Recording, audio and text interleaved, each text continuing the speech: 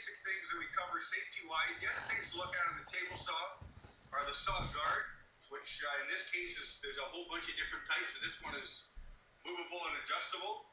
So there's the saw guard, the splitter guard, which I'll explain in a little bit more detail in a few minutes, and the importance of using that. Or the other device that is also on some saws is called a riving knife. Now the riving knife does a very similar job to the splitter, where it prevents the wood from being thrown back towards the operator. The fence, or what we typically call the rick fence, for putting your material up against there and being able to slide it through or past the moving blade safely. And in this case, if we were using that to cut with the guard was down, of course, then we can slide that along the rick fence and push it through to the end.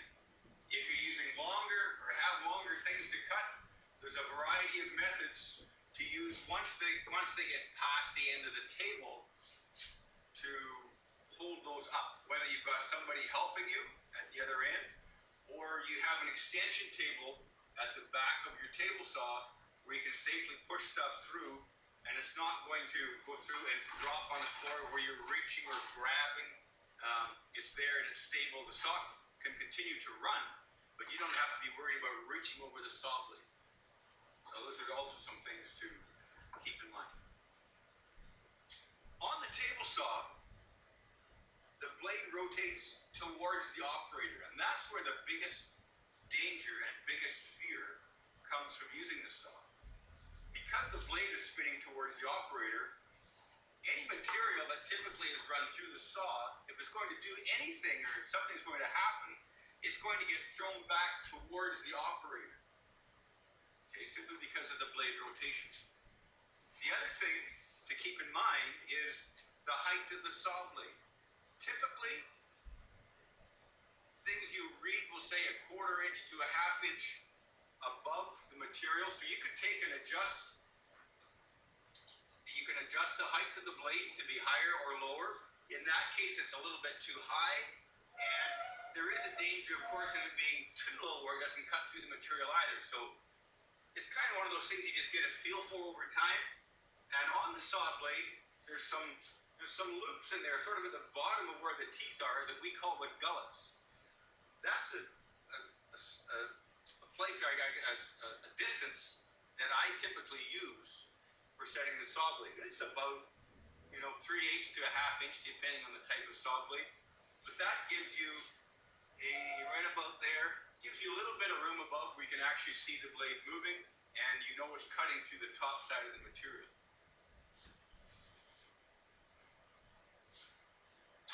Okay. With our saw guard down and in place, we can then take and adjust the rip fence to whatever desired size we have. In a case of taking a piece of plywood, we can either measure to the blade, where in that case, you're raising the blade and measuring from the rip fence, or you may have a scale or a measuring gauge along this part of the saw. But regardless, in this case, say we're going to approximately 8 inches, we can adjust to 8, lock that in place, make sure the saw guard is down, functioning properly, and we should be safe to go and cut.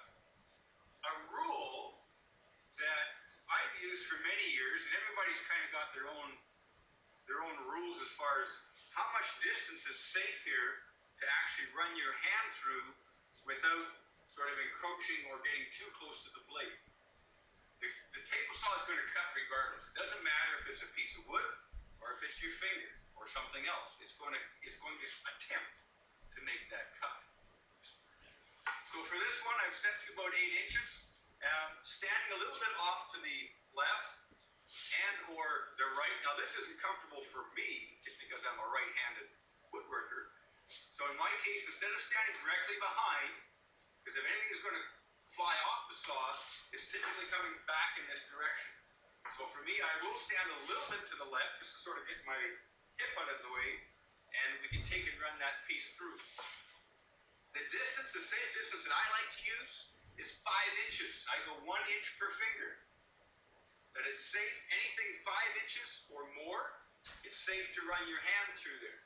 Anything 5 inches or less, we need some type of a device to push that material through. And in our case, and what's also in your shop as well, is some type of a push stick made, in this case, made from a piece of plywood.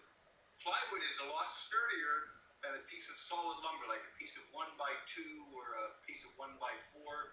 They have a tendency to warp and crack a bit and sometimes twist.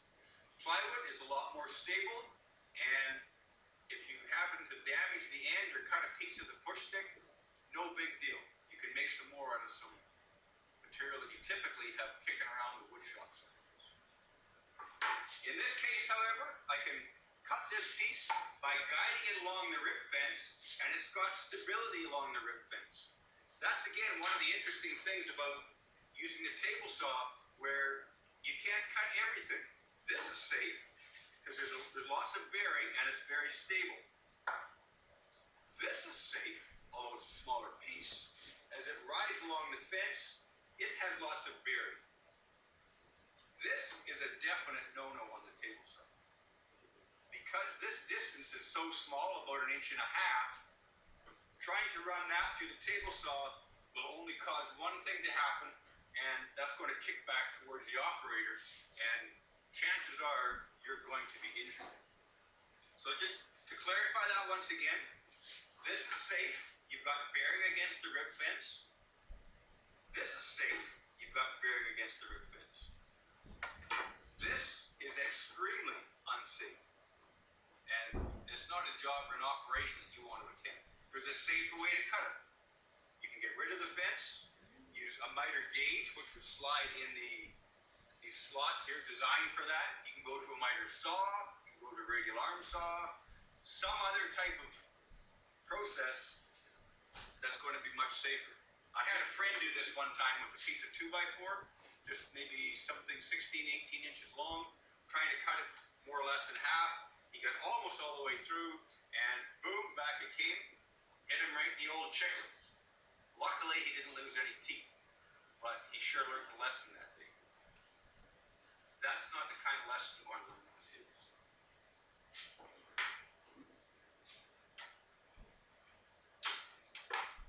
So as we're prepared to get our cut started,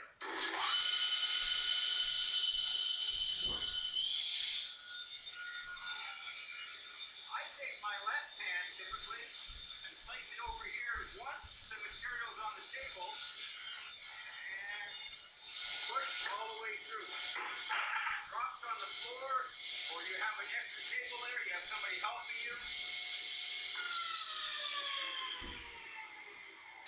It doesn't really matter as long as you make some provisions for that. Interestingly enough, I see so many people, and especially new woodworkers, wanting to do something with this piece. This piece that's outside the saw guard, okay, this piece is outside the saw guard, can basically sit there all day, nothing's going to happen. The danger is in this piece here that gets wedged or it's binding between the fence and the saw blade. That's the piece of major concern. Okay, not this piece here. I could start the saw again, that piece will sit there pretty much all day long. And with this saw, as I try and pull this back, or the saw guard, it can't come back anyway because of this little device right here, these little fingers that we call anti, to prevent against, or anti-kickback dogs, or kickback fingers.